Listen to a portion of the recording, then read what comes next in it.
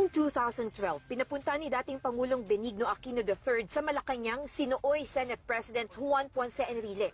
Sa Cabinet Room, nagbigay ng briefing hinggil sa sitwasyon sa Scarborough Shoal si dating Foreign Affairs Secretary Albert Del Rosario. Ang nakapagtataka ayon kay Enrile, kasama sa meeting si dating Senador Antonio Trillanes IV na nooy nakikipag-usap na pala sa mga leader ng China. Tinanong ko sa kanya, anong karapatan mo na nagpunta sa China? Yung ba, kusang loob mo lamang ang nagpunta ron?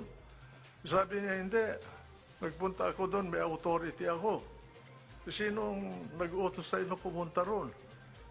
Pagkatapos sumagot si Presidente Aquino, sabi niya, ako ang nag-utos sa kanya. Sa official Twitter account ni Trillanes, sinabi niya na itinalaga siyang back-channel negotiator noon ni Aquino dahil mapagkakatiwalaan siya hindi tulad ni Enrile. Taliwas sa pahayag ni Aquino sa isang press conference September 2012 kung saan lumalabas na si Trillanes ang nagpresentang maging negotiator. Kinontak tayo ni Senator Trillanes at nasa China siya at that time at nilapitan siya, tinanong yung posibilidad kung pwede siyang maging back channel nga. Giit ni Enrile, palaisipan sa kanya kung saan nanggaling ang mga koneksyon sa Beijing ni Trillanes. Dagdag ni Enrile, may nabypass din ng mga opisyal ng gobyerno si Trillanes. Bakit binaypass niya yung embahada?